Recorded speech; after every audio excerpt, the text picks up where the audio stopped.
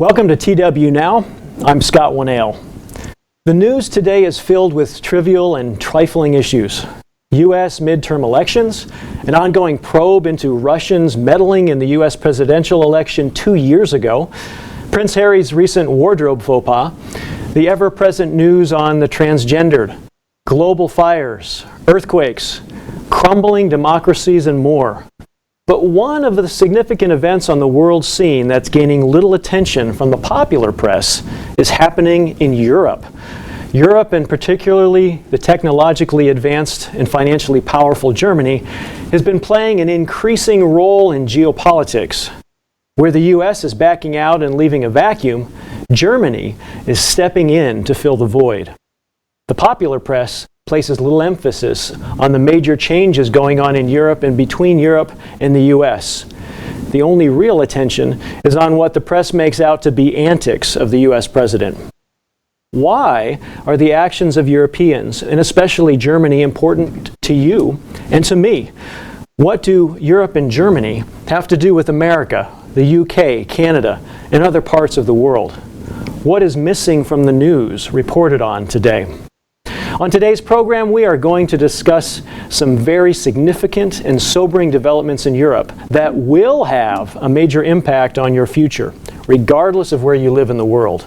And as we do on this program, we'll look through the eyes of the Bible, the lens of the Bible and Bible prophecy, to get a better feel for what's going on in these events in the world today.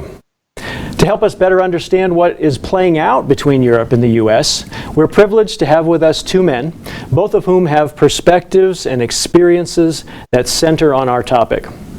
We have with us today Dr. Douglas TWNow. He's a writer and an educator, someone who's actually done a lot of extensive writing and research on the topic that we're speaking about today.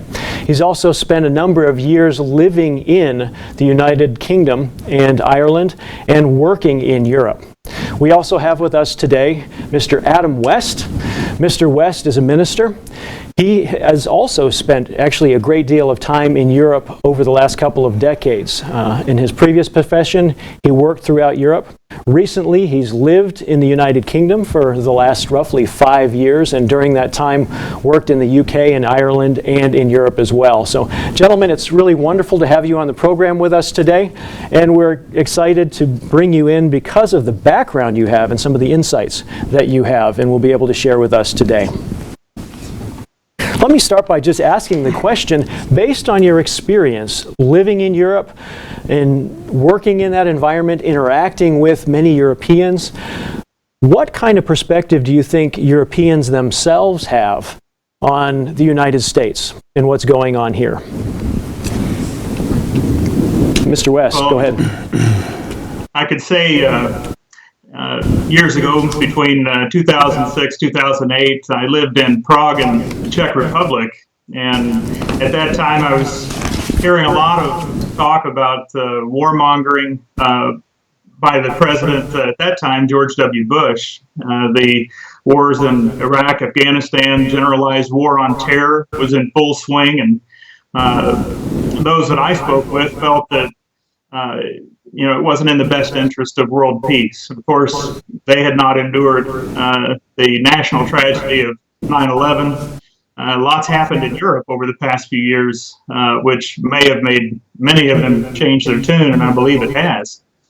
Later on, it was when President Barack Obama was in office, there was a general feeling of cooperation between America and Europe.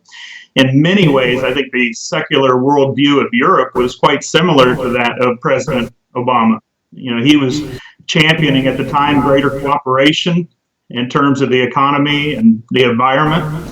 But all that's changed now with the election of President Trump. There are some very strong feelings about his approach, his tactics. America is seen as losing its grasp on power, being untrustworthy. Against the collective good in terms of the environment, backing out of the Paris climate agreement there, and really acting somewhat like a schoolyard bully. That's what you see. That's what you hear. I think when we look at what's happened across Europe, the rising of kind of a nationalistic right-wing element in several European nations.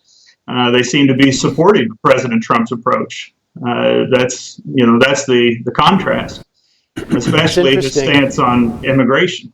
It's interesting that you bring that out, the idea of a contrast between one group of Europeans. I was reading a study the other day of Europeans that pointed out that 59% of Germans actually view the U.S. negatively. 51% of the French view the U.S. negatively. And so you do see that. But then on the other side, as you're pointing out, that the nationalistic nations or groups are really looking at President Trump as some kind of a hero and a leader of the cause. Dr. Winnell, do you have some comments? You know, what I've sensed over a period of time is there's a shift taking place in Europe. You know, the Europeans bore the brunt of World War II. You know, London was bombed, Germany was fought over and bombed. And I think there was a feeling in Europe that, you know, lucky Americans over here, we have all kinds of money. We weren't impacted that much by World War II. I think in Britain there was a phrase back in the World War II, whenever they were building up an Allied invasion force in Britain, that they said the American troops are overpaid, they're oversexed, and they're over here. That was kind of a view over there. But today, I think there's a growing feeling, as Mr. West brought out, of America's in trouble. That we're not looking to America as an example anymore. They need to look to us because we're going to be able to solve problems that they can't. So there's a shift away from kind of being jealous of America to maybe feeling sorry for Americans. Maybe that's not the best term, but kind of looking down on us.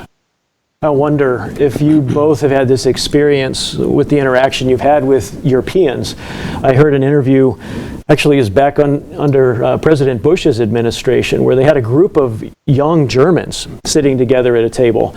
And they basically said, what do you think of America? This is after the U.S., shortly after the U.S. had gone into the Gulf and into Iraq.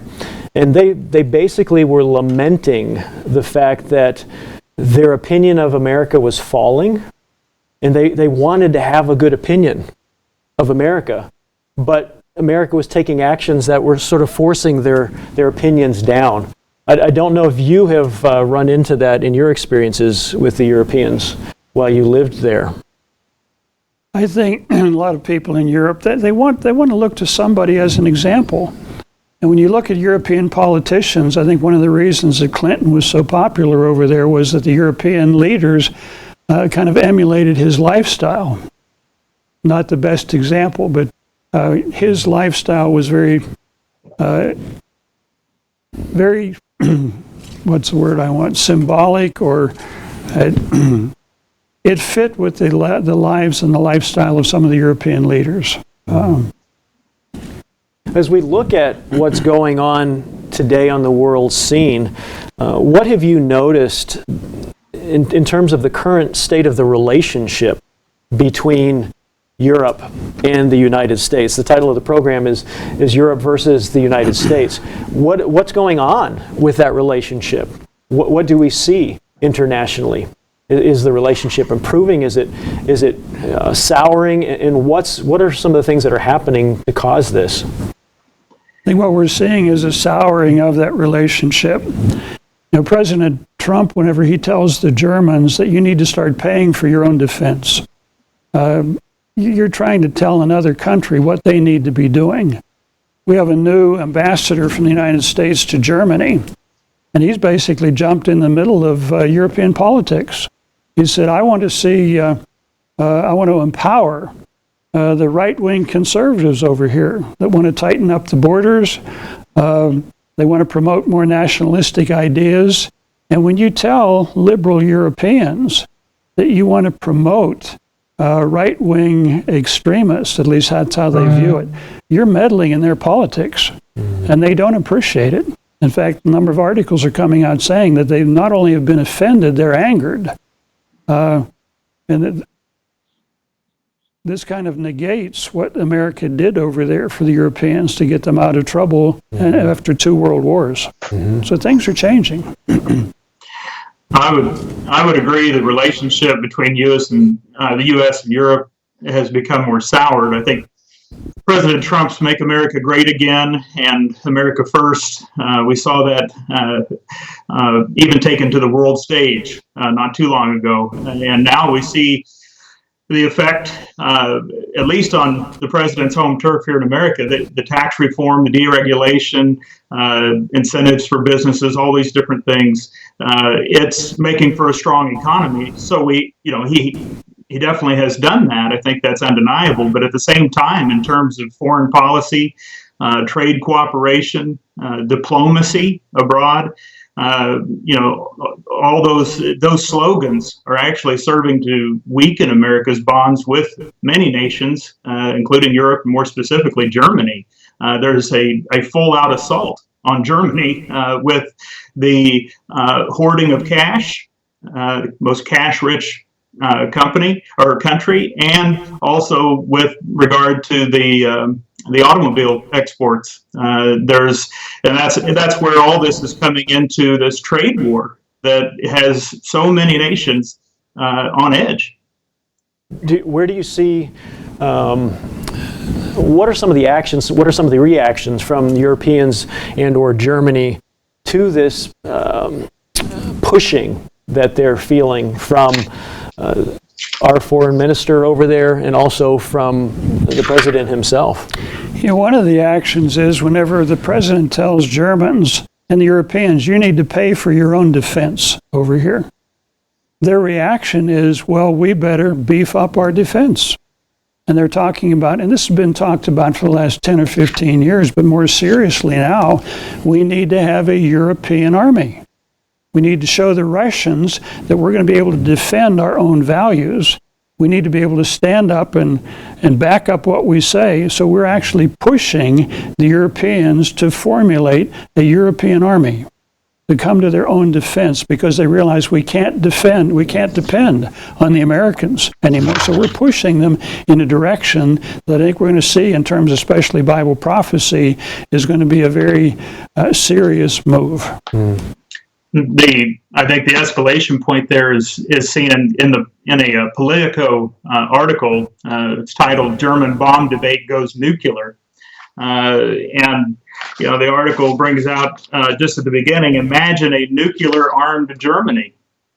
Further down, it talks about, for the first time since 1949, the Federal Republic of Germany is no longer under the U.S.'s nuclear umbrella.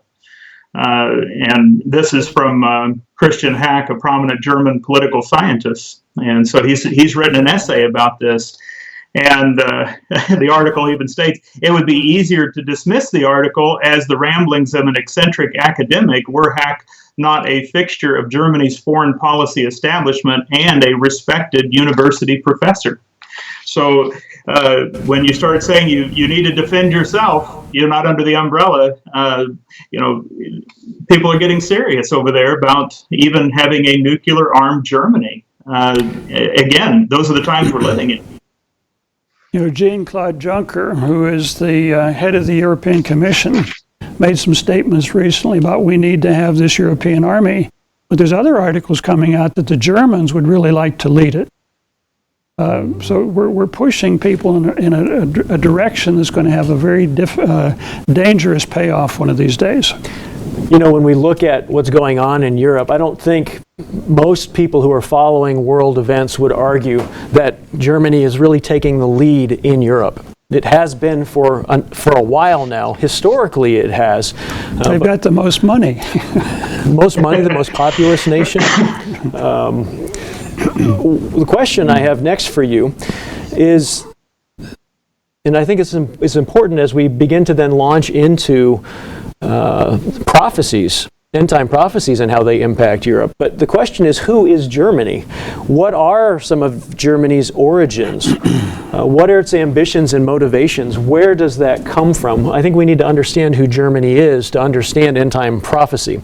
Before you answer that, though, let me just make a quick comment to our audience. Welcome to TWNow. If you're just joining us, we're talking about Europe versus the United States, the geopolitics of it, and we're getting ready to launch into what the Bible has to say about what's going on in Europe and between Europe and the U.S. If you have questions, by the way, please feel free to send them our way, and we'll see if we can address them along the way. Okay, gentlemen, back to the question. What is Germany's past? Who are the Germans, especially in light of the Bible and Bible prophecy? You know, Bible prophecy talks a lot about a nation by the name of Assyria. This was an ancient nation, but it also talks a lot about Israel. Now, Israel has descendants, and we believe, based on Bible prophecy and history, that America, Britain, Canada are Israelite nations. But they're going to be corrected by a nation by the name of Assyria. The question is, who is Assyria? You know, Tacitus, a Roman writer, talks about the Germani. These were nations, people in Central Europe. The Arabs made connections back in the 1500s between Assyria and Germany. When you look at the history of Assyria, it was very militarized people. You look at the history of Germany. Again, Germany today has been a democracy for the last 60, 70 years. But we've got to look at history. We've got to think about history. The Germans, when they do something, they do it very well. When they fight wars, they go for the jugular, so to speak. And we're trying to rearm Germany. We're encouraging Germany to rearm itself. Nations don't change a whole lot over time. The Germani that Tacitus was talking about were militaristic. They like to fight. Germany seems to go in one generation. They've got this little nation of shopkeepers and watchmakers and so on. The next generation, they're very different. So we need to be very careful what's happening over there, but we need to watch Bible prophecy to give us some guidelines. Okay. I think it's interesting insight. We're talking about Bible prophecy. Isaiah chapter 10 and verse 5 says, "Woe to Assyria, the rod of my anger." And so Assyria is actually called the rod of God's anger, and the staff in whose hand is my indignation. I will send him against an ungodly nation and against the people of my wrath. I will give him charge to seize the spoil and to take the prey and to tread them down like the mire of the streets. And in verse 7 it says, "Yet he does not mean so, nor does his heart think so, but it is in his heart to destroy and to cut off a few nations." So he doesn't know that he's ultimately going to come against the people of God. But Assyria, and when we look at, as Dr. Winnell talked about, we look at the background, the cultural similarities, the propensity toward eventually destruction.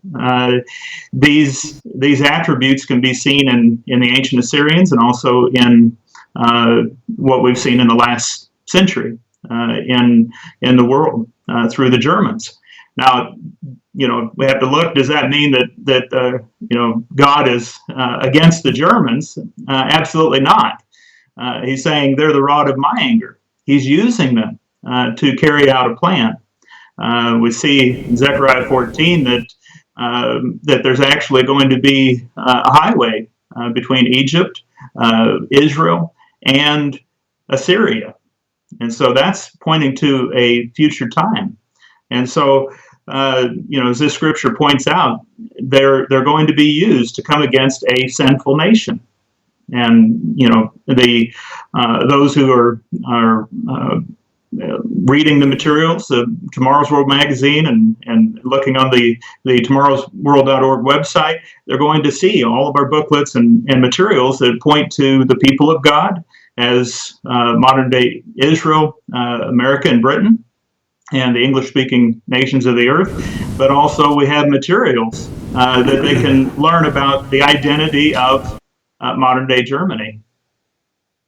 I just wanted to point out, too, for our audience, for those of you who'd like to find out a little bit more about this history of the German peoples and the connection with ancient Assyria, you might want to get onto our tomorrowsworld.org website and check out this article on resurgent Germany of Fourth Reich. It actually goes into that history in much more detail than we've got time to do on the program today. I also wanted to make just a brief observation for the sake of our audience, gentlemen, that oftentimes Bible prophecy is dual. And so you see in ancient Assyria that God used actually to punish ancient Israel, the northern 10 tribes. And then we begin to look at these Bible prophecies and we realize in their context that there's a coming future arising of this Assyrian empire that God will once again use to punish the descendants of the Israelite peoples.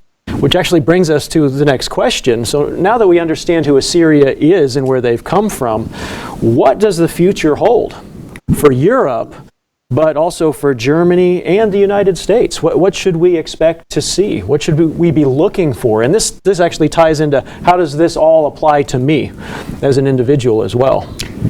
You know, in Daniel chapter 2, Daniel chapter 7, and Daniel chapter 11, beginning in about verse 40, it talks about the time of the end.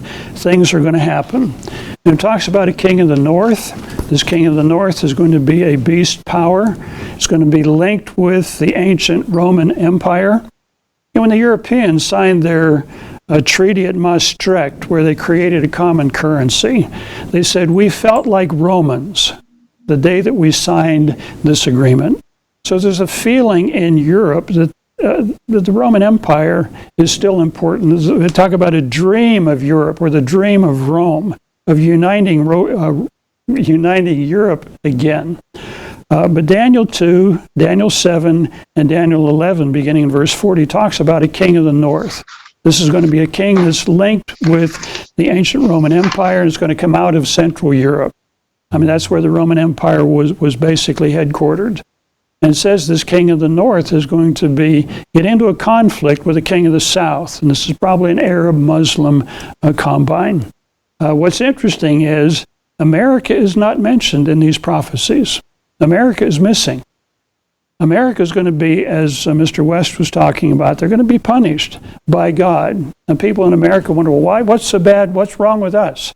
When you look at what's happening in America today, the promotion of behaviors that the Bible says is absolutely atrocious.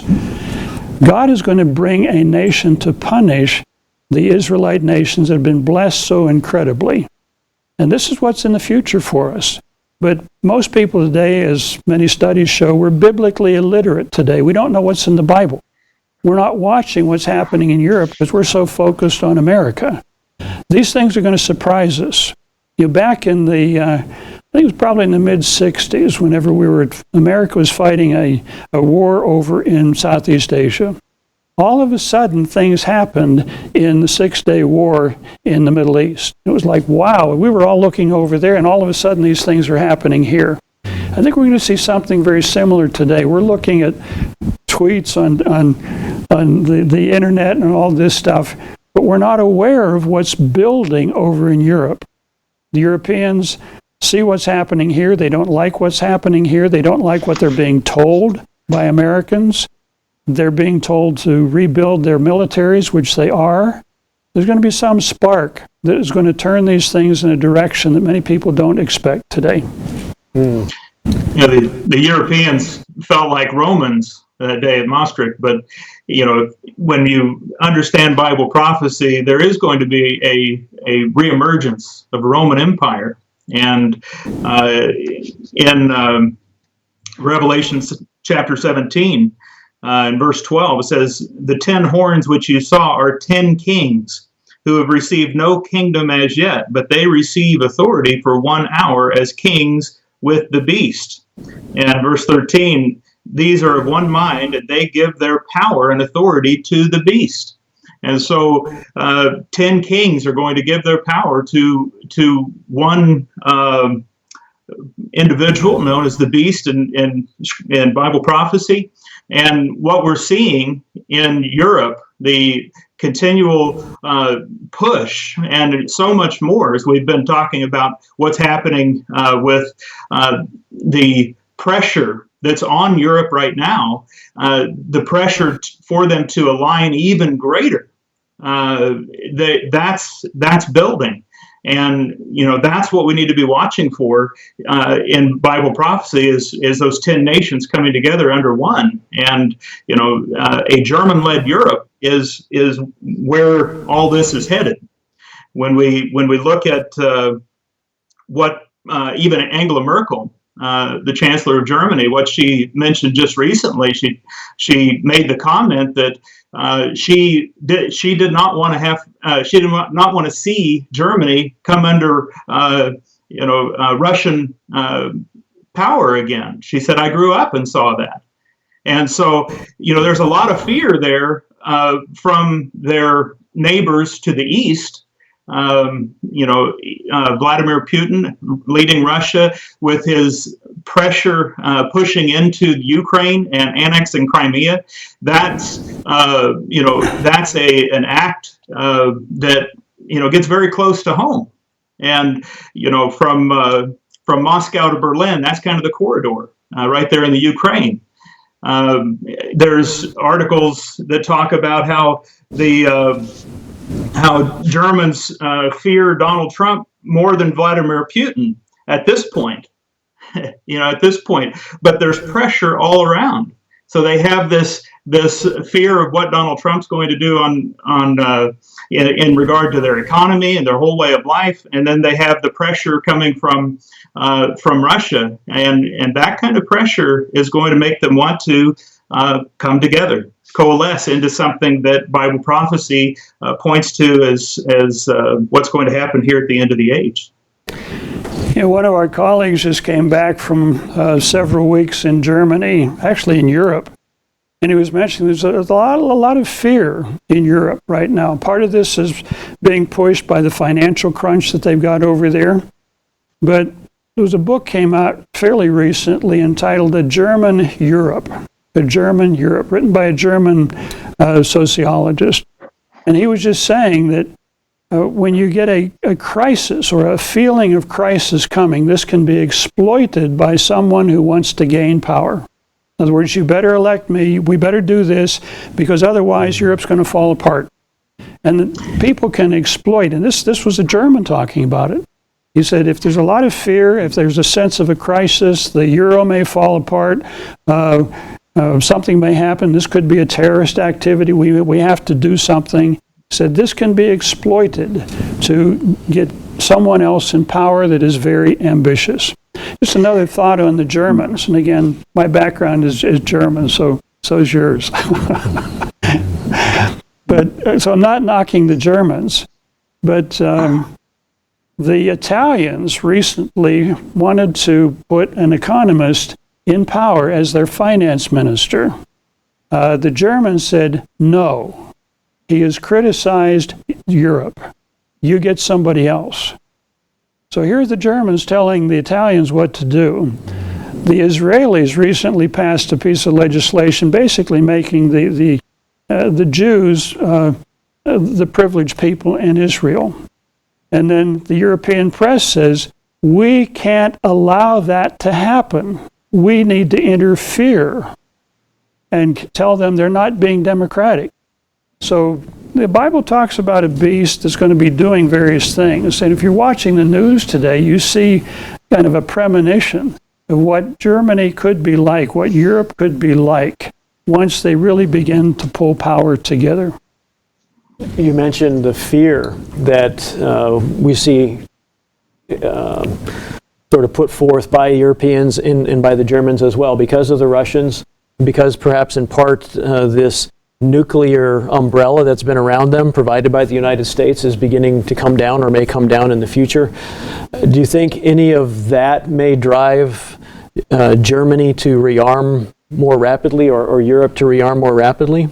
I think a number of things along those lines. There was a young fellow that lost his position as a defense minister because he had plagiarized his thesis. But when he was a defense minister, he was saying one of the ways to solve the problem of pirates down in the Horn of Africa is to send a European army down there to straighten things out. He was not afraid to use power. if there's some sort of a terrorist activity, explosions in France or explosions in Germany, this could set the Muslims against the Europeans or vice versa. There could be a number of conditions that could develop where the Europeans are going to say, we have to defend ourselves, we're going to have to do something. But this gets back again to this feeling of crisis. If they can foster a crisis, then you can do things. You can do things tomorrow that a week ago you thought would never happen. Mm-hmm. So we're building, there's a lot of uncertainty in Europe today, a lot of things that are up in the air. But again, back to Bible prophecy. Bible prophecy talks about a king of the north that is going to come to the fore. It's going to have links with the ancient Roman Empire. It's going to be backed by a powerful religious figure, and they're going to work together. If people understand what Bible prophecy says and is watching world news, they're going to have an idea of what is coming. Otherwise, most of the world is going to be very surprised. So what we see happening here is Bible prophecy beginning to happen. We see the U.S. pulling back from its world policeman, world leadership role as America puts itself first instead of the needs of the world first. And it also looks like in that vacuum, Europe is stepping up. Somebody's got to lead. And it almost looks like the United States is helping push Europe into that fore. You know, there's a saying that nature abhors a vacuum. So if we create a vacuum by leading from behind, someone is going to step into that vacuum. You know, Germany does not like to be unstable. They have no natural borders. And one of the reasons that they have kind of reached out and tried to create stabilization around themselves, if they sense things are coming apart, in fact, I saw a quote on this some time ago, that someone will have to come in and create order again and stabilize things. And the Germans will be able to do that. We are actually running out of time, as seems to always happen. So I'm going to pose a question to you and also share a Facebook question that we have that I think probably relates on some level. As we come down to the end, gentlemen, what thought or thoughts would you like to leave the audience with today, to go home with? What are the big takeaways, if you will, from what we've talked about today? Related to that, here's a question from Facebook. It says, how much time do we have to prepare for what's coming? Is this something that's going to happen tomorrow, or are there some events that need to take place as well?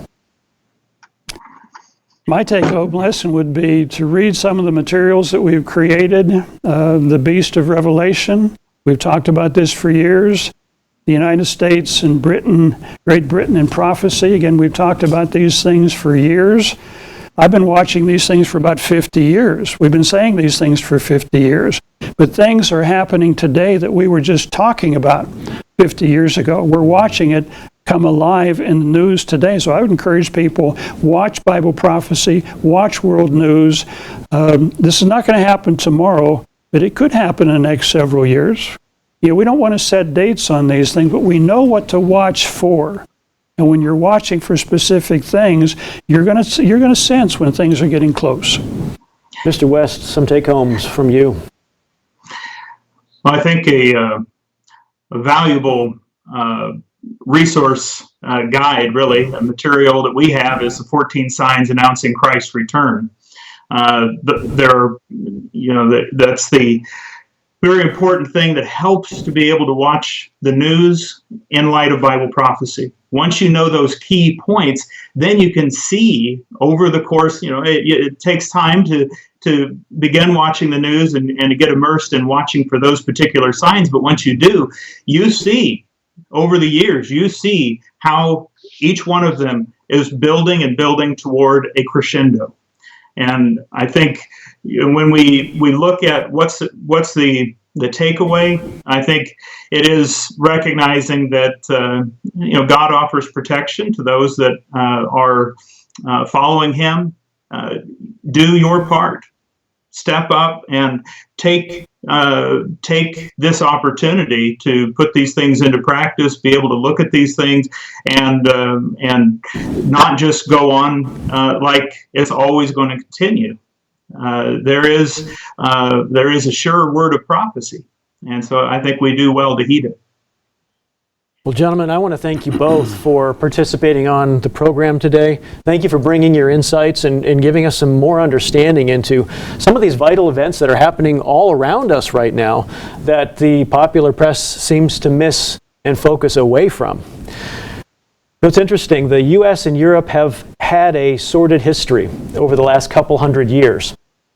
In the time since World War II, however, that relationship has vastly improved.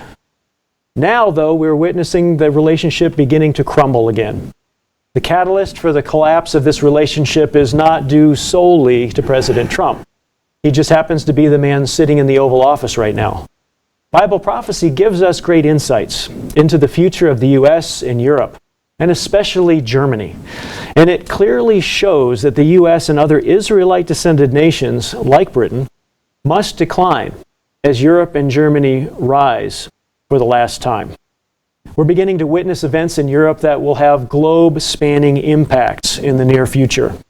Going forward, it's critical that we all continue to watch Europe, and especially Germany, as they will lead the global change.